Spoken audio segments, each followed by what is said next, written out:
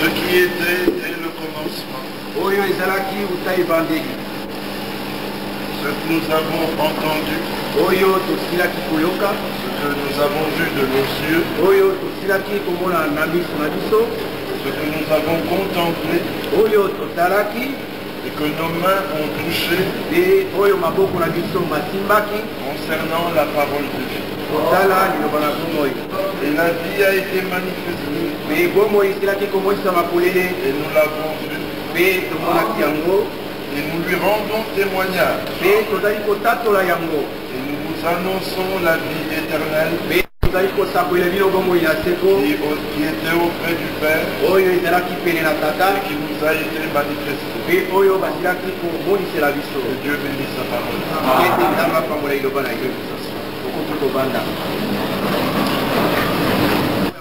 Il nous dit ce qu'il annonce. Il ne s'était pas avancé de son propre chef pour annoncer sa parole, sa propre parole. Mais il nous dit que ce qui était dès le commencement, c'est ce que nous avons entendu, c'est ce que nous avons vu, voilà ce que nous avons contemplé, voilà ce que nous avons touché concernant la parole de vie. Au commencement n'était pas une religion. Au commencement n'étaient pas les prédicateurs. L'Écriture dit dans Jean chapitre 1er, au verset 1er, au commencement était la parole. Cette parole, ce n'était pas la parole d'un homme. La parole de l'homme passe avec l'homme. Et de l'homme, il n'y a rien de bon qui sort. L'homme est né pécheur. Dans le psaume 51, ma mère m'a conçu dans le péché. J'ai été enfanté dans l'iniquité. Mais toi, tu veux que la vérité soit au fond du cœur. Ainsi, Jean n'a pas annoncé sa parole. Il dit, et la vie a été manifestée. Et nous l'avons vu. Et nous lui rendons témoignage. Et nous vous annonçons la vie éternelle qui était auprès du Père. Ce soir, on ne nous annonce pas une religion. On ne nous annonce pas un groupe donné. Nous avons besoin d'entendre ce que Jean avait entendu. Ce que Jean avait entendu demeure éternellement. Et nous voulons ce qui demeure éternellement. Et bien que ce monde sont passagers, mais Dieu nous avait fait une promesse. C'est dans 1 Jean 2, 25. Et là l'Écriture dit, et la promesse que Dieu nous a faite, c'est la vie éternelle. Dieu est éternel. Dans le psaume 90, là Moïse dit, au verset 2, tu es Dieu d'éternité en éternité. Avant que les montagnes soient nées, et que tu aies créé la terre et le monde, d'éternité en éternité, tu es Dieu. Dieu qui est éternel a une parole éternelle.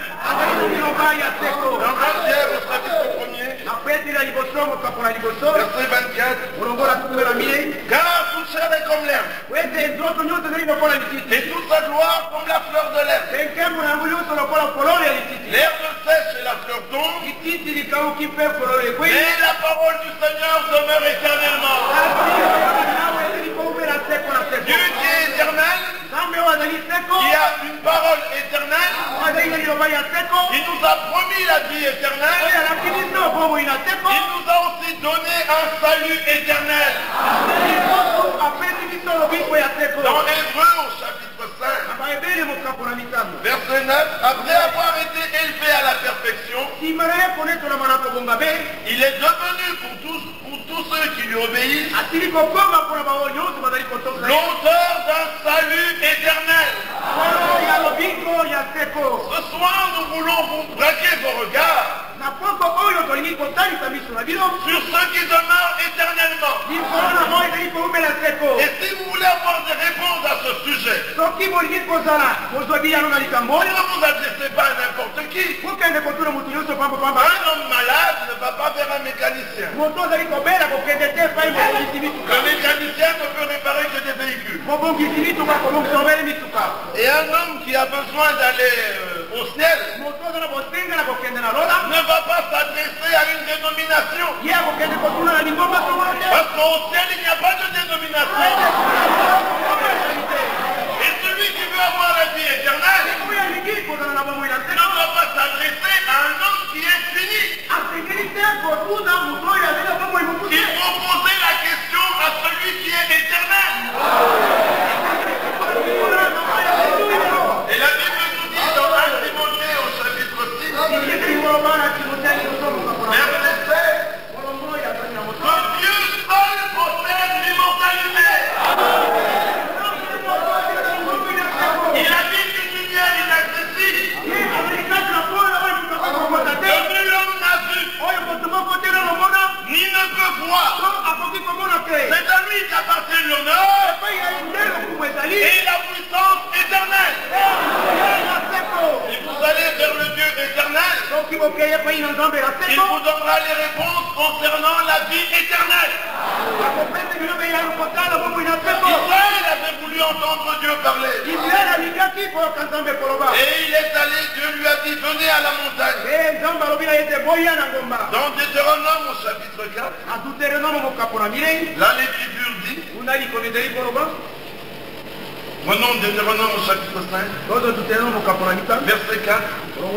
L'Éternel vous parla face à face sur la montagne du milieu du feu.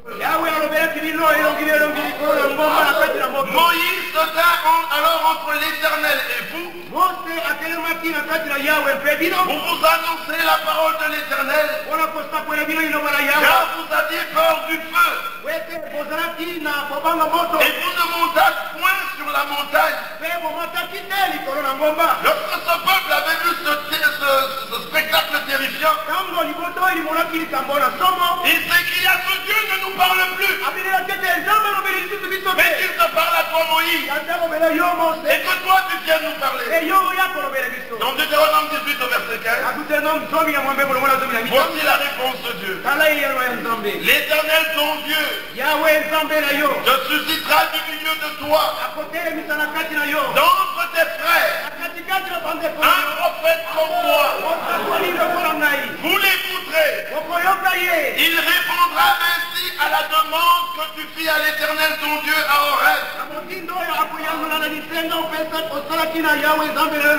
Le jour de l'assemblée, quand tu disais que je n'entends plus la voix de l'Éternel mon Dieu, et que je ne vois plus ce grand feu, afin de ne pas mourir.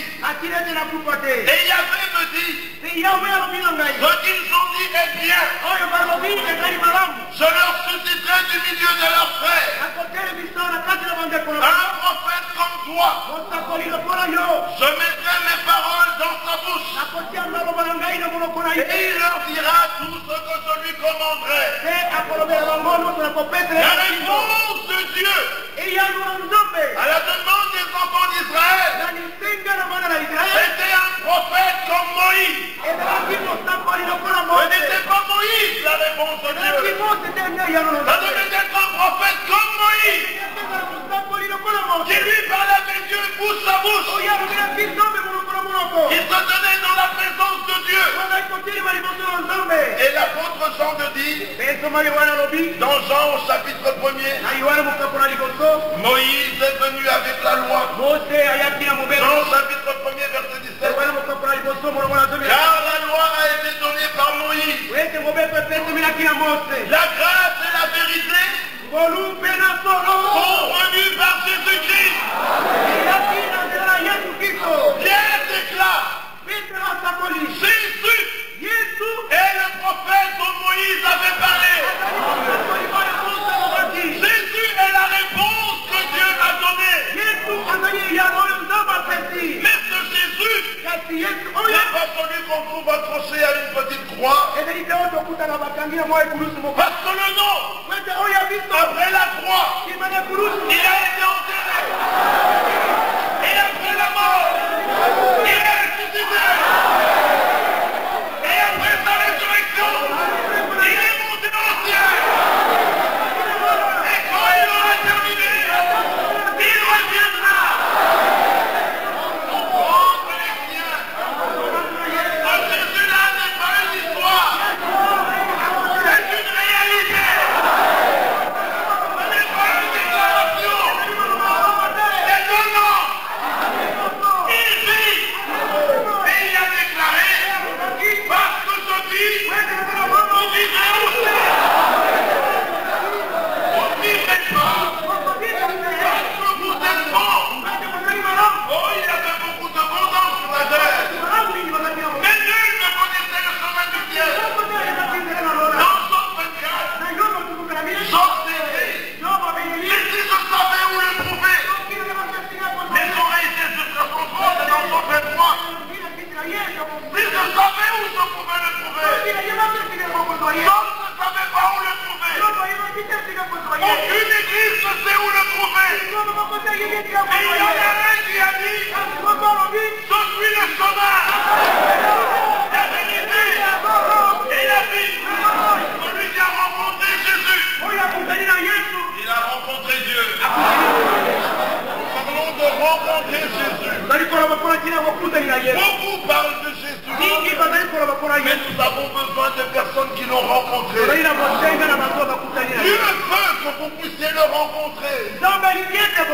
Et le seul moyen de rencontrer Dieu, c'est de rencontrer Jésus. Parce que dans 2 Corinthiens 5, au verset 18, 19, l'Écriture dit, car Dieu était en Christ, réconciliant le monde avec lui-même.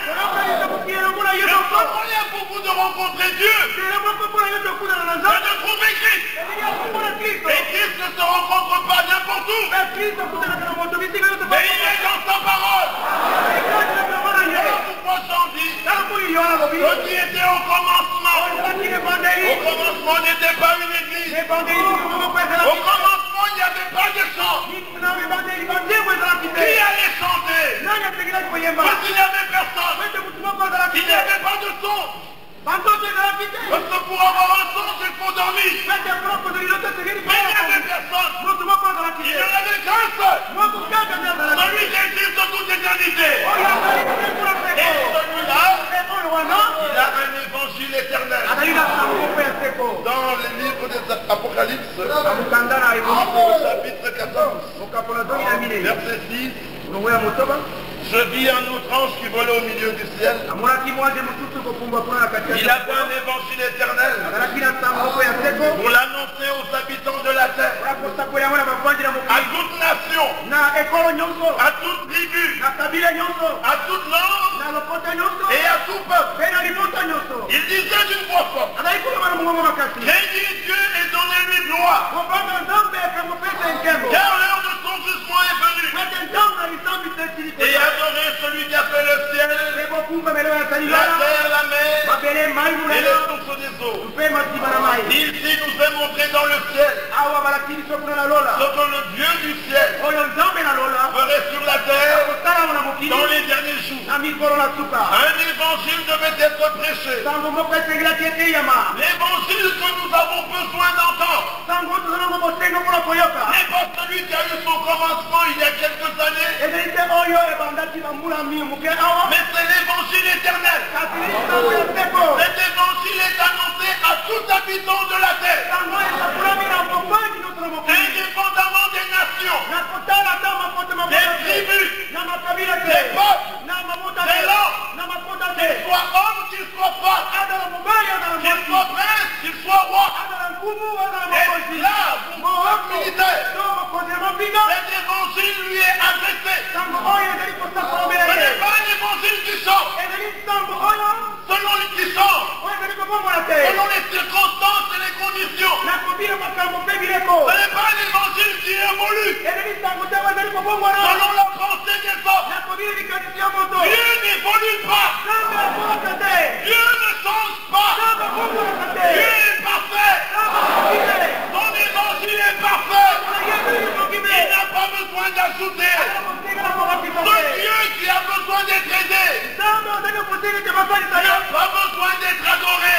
Si le Dieu que vous adorez a besoin de votre aide, de votre assistance, que vous puissiez trafiquer sa parole, il mérite d'être abandonné. Le Dieu que nous adorons, il s'est présenté à Abraham, il a dit, je suis un Shaddai, je suis le Tout-Puissant, je suis le Tout-Suffisant, à lui-même, il se suffit, il n'a pas besoin de votre aide. Il a donné la réponse afin que toi et moi puissions trouver le chemin du ciel. Le Dieu que nous adorons, parce qu'il est un Dieu éternel, il nous a aussi donné une rédemption éternelle. C'est Hébreux chapitre 9, au verset 12. Là, l'Écriture déclare qu'il nous a donné une rédemption éternelle. Et l'Esprit qu'il a, et qui donne aux siens, Hébreux 9, 14, c'est un esprit éternel. Bien-aimés frères, nous voulons attirer votre attention. Le 21 ans n'est pas mort pour vous. Une église n'est pas mort pour vous. Aucune communauté, aucune religion. Jésus n'est pas venu donner une religion. Dans Jean au chapitre 10, il dit, je suis venu donner ma vie, afin que les brebis aient la vie, et qu'elle est en abondance. Cette vie-là se transformera. Il est le dernier Adam. Pourquoi? Parce que le premier Adam avait été créé. Il a été formé. Il a été tiré de la terre. Et parce qu'il était venu de la terre, il va retourner à la terre. La naissance naturelle, celle que nous donnons de nos parents, est incapable d'accomplir la volonté de Dieu. Dans l'Ancien Testament, pas un seul homme n'a été capable d'accomplir la volonté de Dieu. Le premier, Adam, il a péché et il est mort. Noé, tous, aucun de par sa nature n'était capable d'accomplir la volonté de Dieu. Dieu jetant le regard sur la terre, il n'a vu personne qui était dit. Et il a dit, je viendrai moi-même. Seul je viendrai. Et je vous sauverai. C'est ainsi que dans la ville de Nazareth, l'ange Gabriel visita une jeune fille. Elle était vierge. L'ange lui apparut et lui dit, Marie, une grâce a été faite. Non, tu n'es pas pleine de grâce. Dieu nous a donné sa parole. C'est pour la lire. Heureux celui qui lit, qui garde, qui retient les paroles qui sont écrites. Et Marie lui dit, mais comment cela se fera-t-il? Parce que l'ange lui avait dit, tu deviendras enceinte, et tu enfanteras un fils, et tu lui donneras le nom de Jésus. Elle dit, mais comment cela se fera-t-il? Parce que je ne connais point d'homme. Comment un enfant venant de Dieu, sans l'intervention d'un homme, pourrait-il sortir de mon sein? Moi, une femme comme toutes les autres. L'ange lui dit, la puissance du Très-Haut viendra sur toi. Il te recouvrira de son nom. Et le saint enfant que tu enfanteras sera appelé fils de Dieu. Et elle a dit, qu'il me soit fait selon ta parole. Marie n'a rien fait. Elle avait trouvé grâce aux yeux de Dieu. La parole de Dieu était venue vers Marie. Elle a cru dans son cœur. Et l'enfant est né. Et cet enfant était le premier homme sur la terre. Appelé Dieu Père Céleste. Noé n'était pas né de nouveau. Moïse n'était pas né de nouveau. Abraham n'était pas né de nouveau. Naître de nouveau sous-entend qu'il y a d'abord une première naissance, celle qui vient de l'homme, mais ensuite une autre naissance, celle qui vient d'ailleurs. Ce fils-là, Jésus, nous ne pouvons même pas dire qu'il était né de nouveau, parce qu'il n'avait pas de vieille naissance. Il était la vie éternelle. Lui, il n'a pas été engendré par un homme. Il n'était pas juif. Il n'était pas grec. Ce n'est pas le Dieu des Grecs. Ce n'est pas le Dieu des Philistins. Il était la promesse faite à Abraham.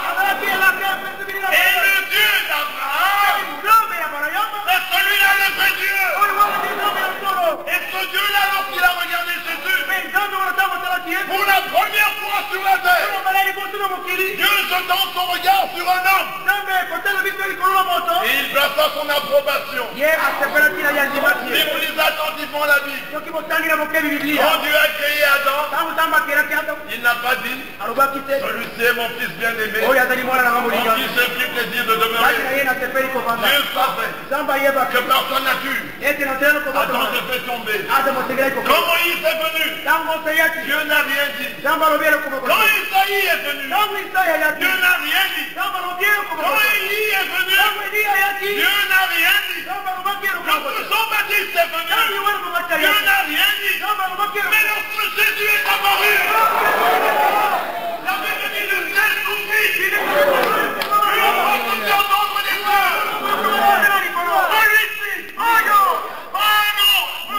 Celui-ci, est mon fils bien-aimé. Mon fils j'ai pris plaisir de demeurer. Celui qui a vécu Adam, a vécu Adam. Celui qui a vécu Abraham, a vécu Abraham. Celui qui a vécu Moïse, a vécu Moïse. Et celui qui voyait Jésus, il voyait Dieu. Dieu était dans la chair.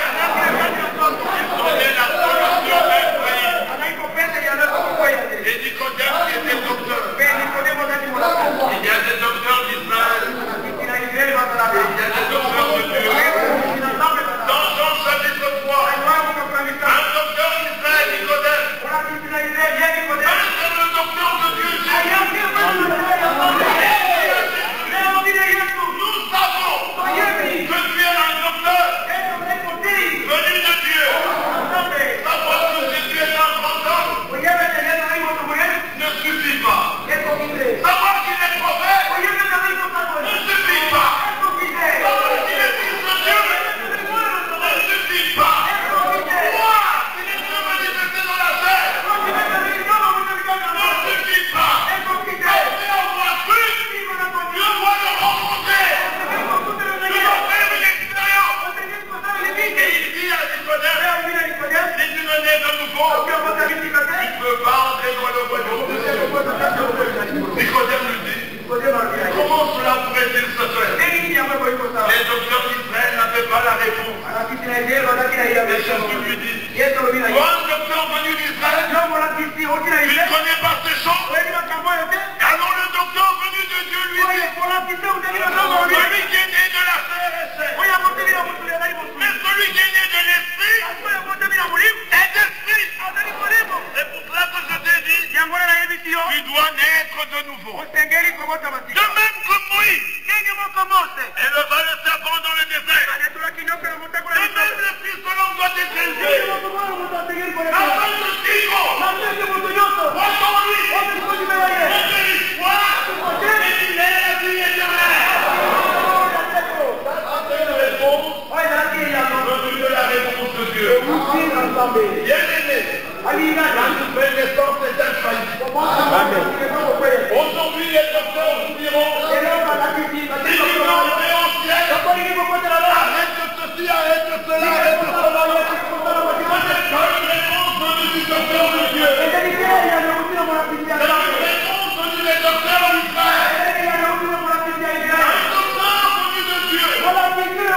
donneras la réponse que le premier docteur venu de Dieu a donné.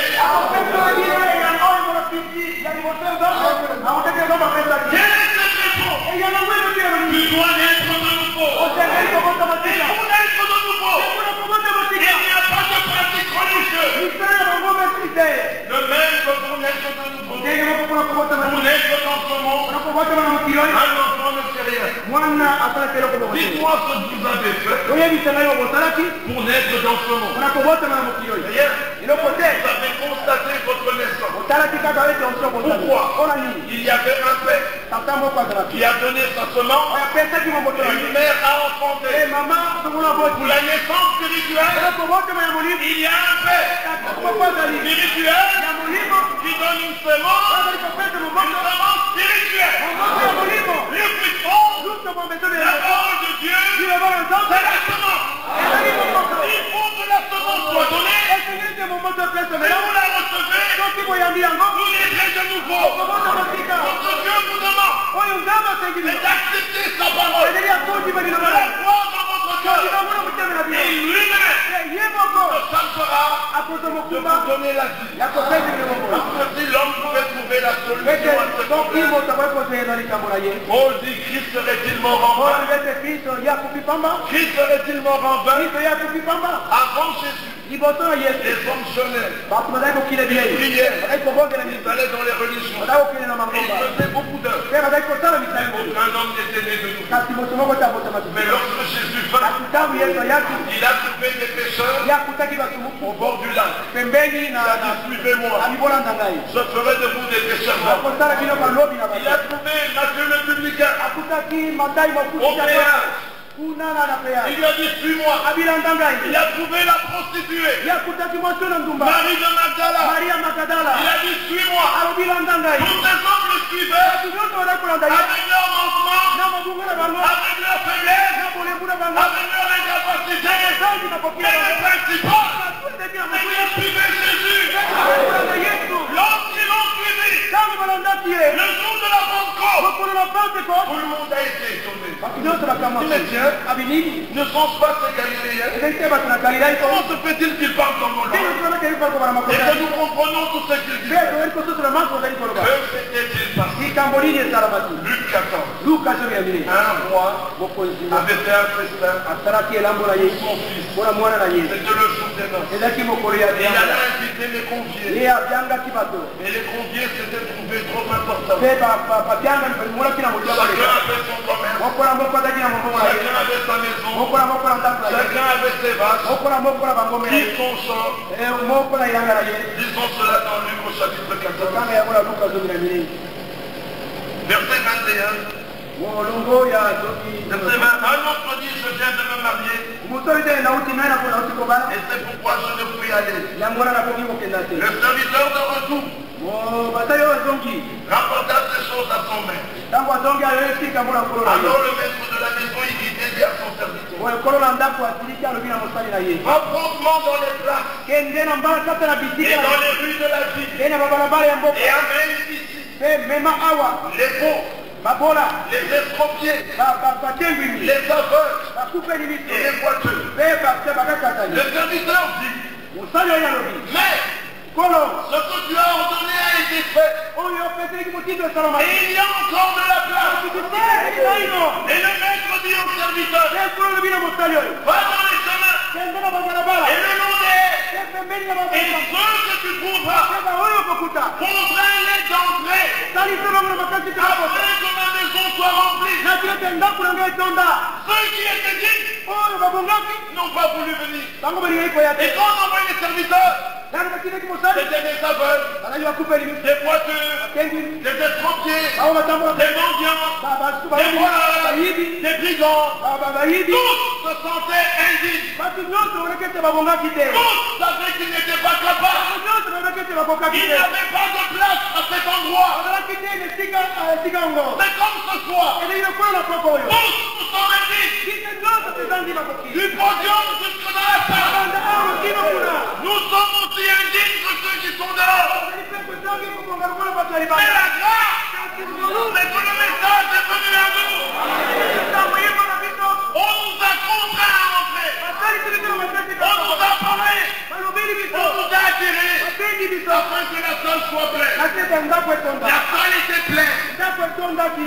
pleine de quoi? De prostituées, de voleurs, d'adultères, de mendiants. Bien-aimés frères, au ciel, ne croyez pas que nous ne rencontrerons que des princes. Ils sont peu nombreux. Les princes qui ont cru. Ils sont peu nombreux. Les justes qui ont cru. Ce sera une salle qui sera remplie. À gauche des voleurs, à droite des brigands, devant des estropiés, de l'autre côté des prostituées. Oui, c'est ce que nous sommes. Nous sommes tous là, mais des voleurs, pardonnez par grâce, ayant fait une expérience de voleurs que nous étions, nous volons maintenant les armes à Satan. Oui, nous continuons à voler, mais pour le bon maître. Qu'attendons-nous? Par la prédication de la parole, par le témoignage de nos vies, nous amenons les gens à rencontrer Jésus. Ne croyez jamais un seul instant que vous êtes dit. Apocalypse chapitre 5. Et j'ai entendu une voix qui disait, qui est digne de prendre le lit? Jean regarda dans les cieux. Il n'y avait personne qui était. Sur la terre, personne n'était libre. Où étaient tous les prophètes? Nul d'entre eux n'était digne. Où étaient tous les apôtres? Nul n'était digne. Il n'y en a qu'un seul qui a été trouvé digne, c'est Jésus-Christ. Il a été trouvé digne parce qu'il a donné son sang. Afin que toi et moi, nous ayons cette vie éternelle. C'est pour ça que dans 1 Jean 5, l'Écriture dit, et il a donné cette vie, il a mis cette vie dans le Fils. 1 Jean chapitre 5, verset 11. Et voici ce témoignage, c'est que Dieu nous a donné la vie éternelle. Et que cette vie est dans son Fils. Celui qui a le Fils a la vie. Celui qui n'a pas le Fils n'a pas la vie. Le seul homme qui pourrait avoir la vie éternelle, Jean 5, c'est celui qui voit le Fils. Il faut d'abord le voir. Et qui croit en lui, celui-là a la vie éternelle.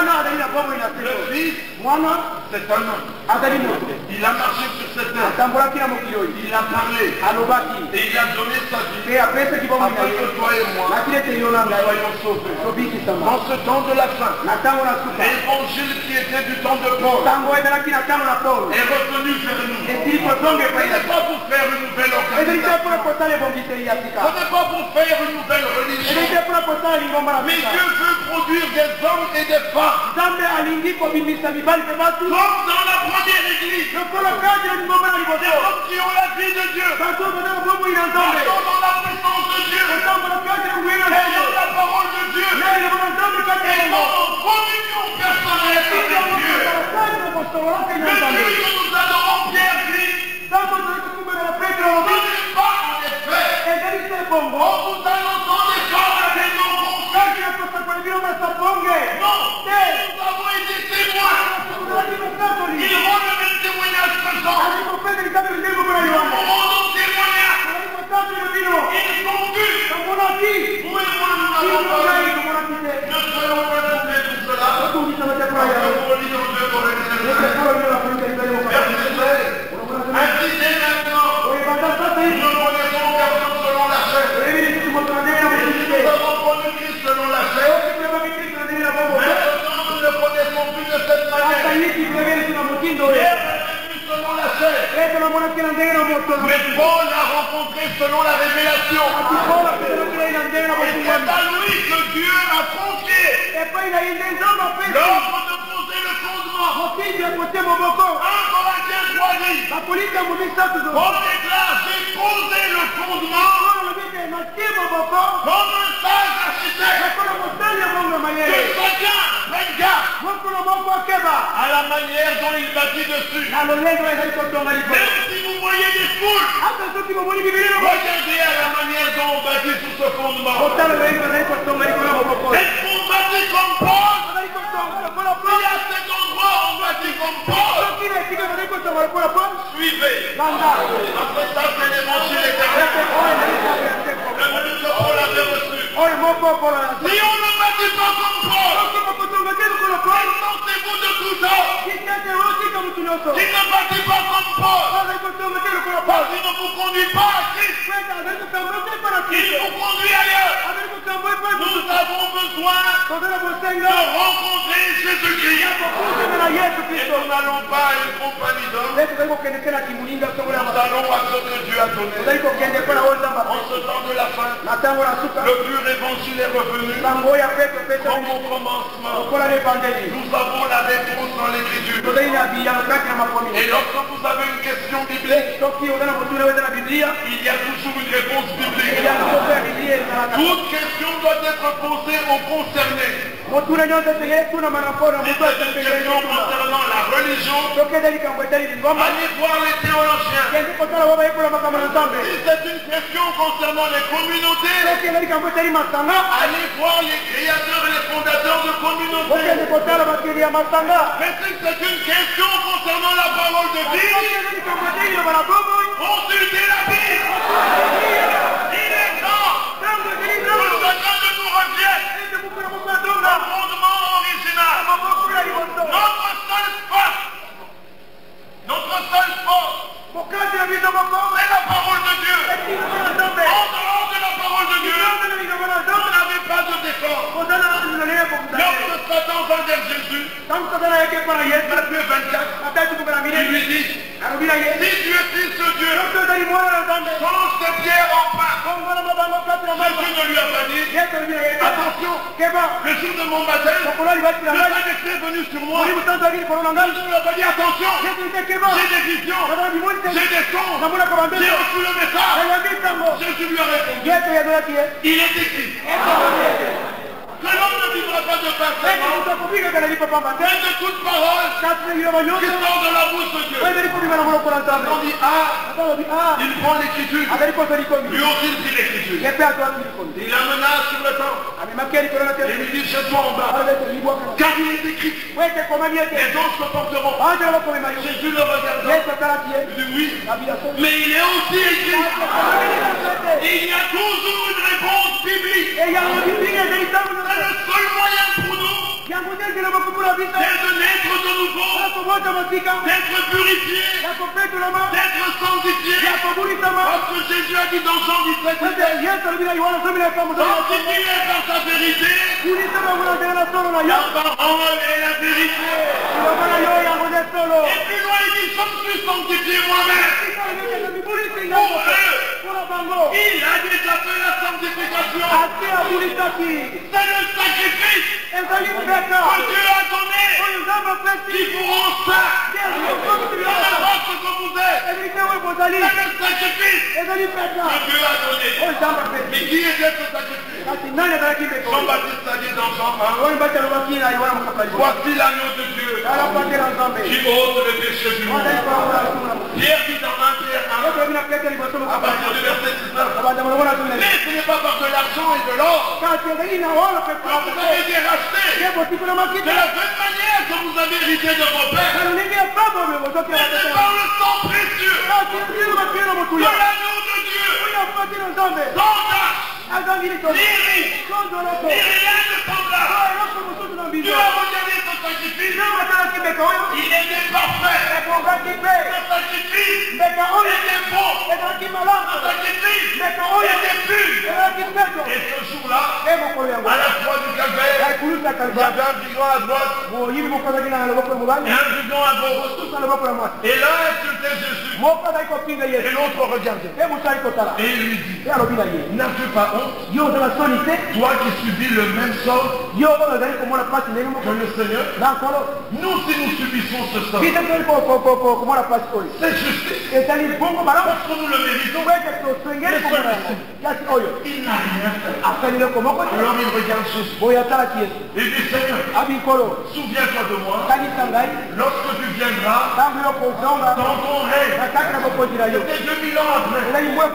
Jésus le regarde. Il dit, mais ne crois-tu pas que le sacrifice est là?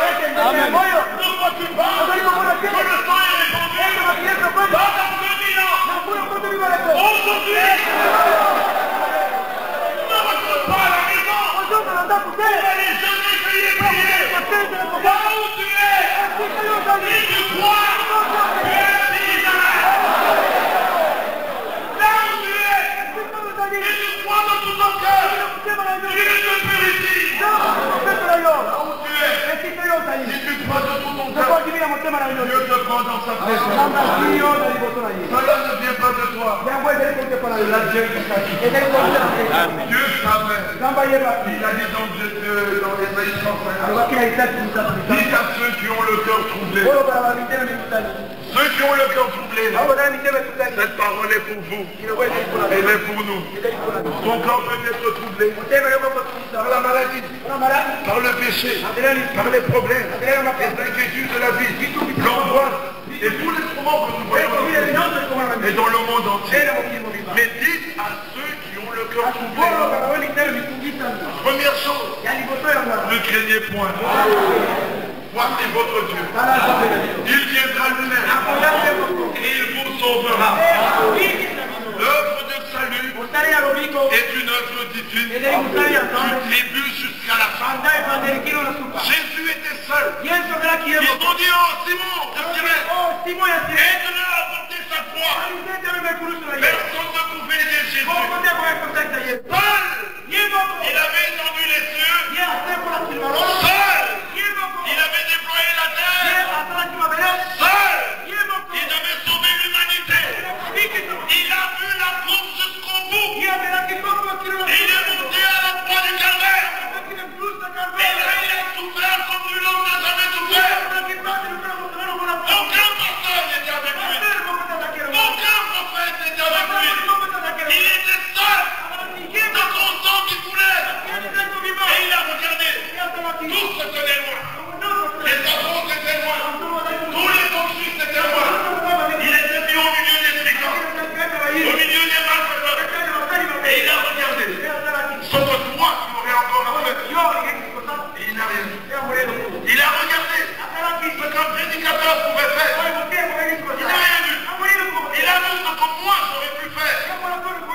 Il n'y avait plus rien à faire. Alors il releva la tête. Et il entend le cri le plus glorieux. Le cri que Satan n'aime pas entendre. C'est pour ça qu'il essaie de nous le ravir. Ce n'est que 3 morts. Mais dans ces 3 morts, le salut de l'humanité est là. Jésus a crié. Tout est accompli. Bien-aimé, quand on dit tout est accompli, c'est que tout est accompli. Il n'y a plus rien d'autre. Il restait quelque chose à faire. Jésus aurait échoué. Mais il y a un verbe. Il y a un verbe que Dieu ne conjugue jamais à la première personne. Nous nous disons j'échoue. Tu échoues. Il échoue.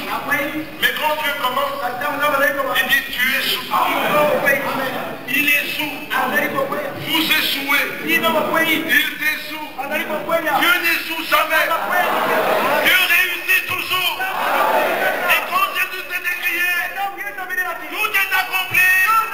La Bible dit, les morts en Christ ressuscités. Les morts de l'Ancien Testament. Tous ceux qui étaient morts pour la foi de la venue du Messie sont ressuscités. Bien-aimés, avez-vous compris cela? Lorsque Jésus rendit son âme, là à la croix du Calvaire, dites-moi, quel est l'homme qui allait dire à ceux qui étaient dans le séjour des morts, Relevez-vous. Il a rendu là. Qui pouvait entrer là-bas et en ressortir? Personne. Tous ceux qui étaient entrés là-bas ne connaissaient pas le chemin pour sortir. Mais lorsque Jésus rendit là, lui-même descendit jusque dans le séjour des morts. Bien-aimés frères, il y a un nom que Satan n'aime pas. C'est le nom du Seigneur Jésus. Il y a un lieu que Satan n'aime pas. Il n'aime pas qu'on en parle aux hommes. C'est la croix de Golgotha. Tout homme qui nous retire la croix de Golgotha, il est saisi par l'esprit de celui qui avait conduit notre Seigneur à Golgotha. Parce qu'il sait que la plus grande victoire de tous les temps n'a pas été acquise à la Pentecôte. La plus grande victoire de tous les temps n'est pas venue dans les temps de la fin. La plus grande victoire de tous les temps n'est pas venue avec Moïse. Mais la plus grande victoire de tous les temps est venue à Golgotha. Là, à Golgotha, Satan a perdu son autorité. Vous n'avez plus rien à craindre.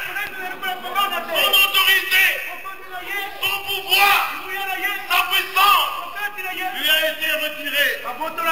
Il n'a plus rien en main. Satan est un trompeur. C'est un menteur. C'est un homme qui n'a plus rien. Et il nous fait croire qu'il y a quelque chose. Il y a eu une bataille. Une bataille rude. Entre deux. Entre le ciel et la terre. Entre le Seigneur et Satan. Mais qui est le plus fort? Ce n'est pas Satan. Pourquoi tremblez-vous? Le péché vous saisit, vous vous mettez à trembler. La maladie vous saisit, vous tremblez. Un homme vous menace, vous tremblez. Mais Satan n'a plus de puissance. Sa force c'est la persuasion.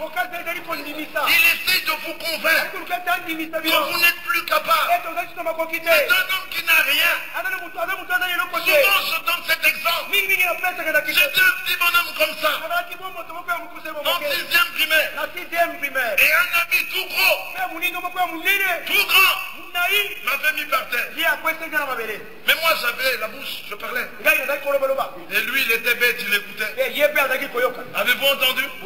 Satan parle, vous écoutez. Quand j'étais tout petit là, il était assis sur moi. Je lui ai dit Louis, si tu ne te lèves pas, je vais te tuer. Il dit, tu m'as dis non. Il dit, tu m'as. Promets-moi que tu ne vas rien me faire. Je dis non, je ne te promets rien. D'ailleurs, je commence à compter. 1, 2, alors je m'arrête. Je dis, allez, lève-toi. J'ai pitié de toi. Et il se lève. Et mon cœur battait la chamade. Je me suis retiré. Et un ami me dit, tu l'as échappé belle. Je lui dis, alors je me retourne.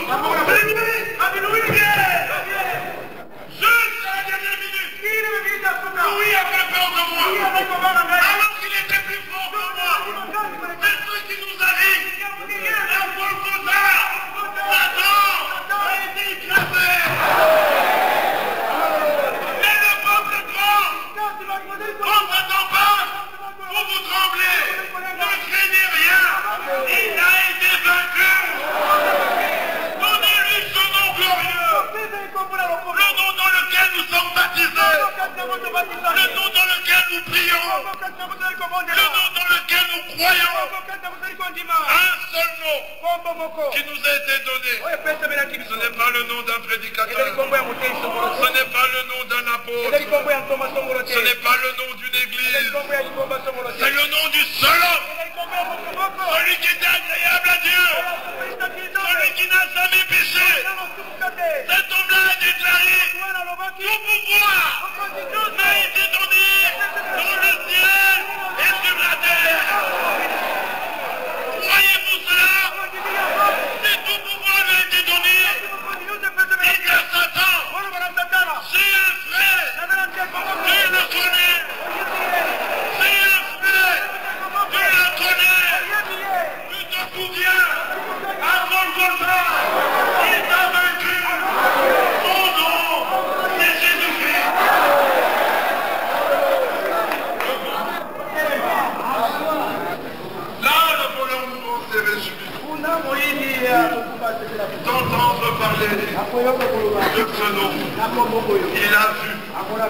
Il était là. Le sang a coulé. Mais ce soir, ce sang est encore valable. Il est valable pour toi, mon frère. Il est valable pour toi, mon frère. Incline-nous. Et repassons tes paroles dans ton cœur.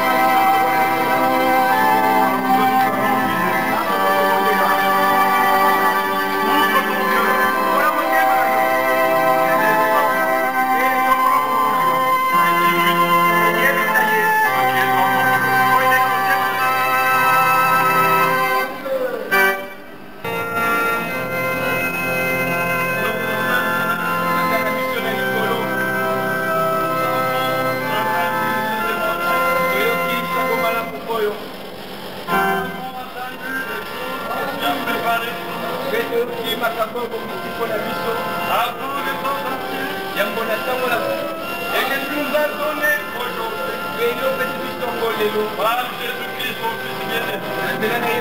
Paul a dit, car la prédication de la croix est une folie pour ceux qui périssent, mais pour nous qui sommes sauvés, elle est une puissance de Dieu. Nous prêchons Christ crucifié. Scandale pour les Juifs et folie pour les païens. Bien-aimé Père Céleste, il y a des frères et sœurs qui ont levé leur voix en signe d'acceptation du message de l'évangile qu'ils ont entendu, à savoir Christ crucifié. Nous te prions de prendre possession de Seigneur, que la puissance de Jésus d'entre les morts puisse entrer dans leur vie.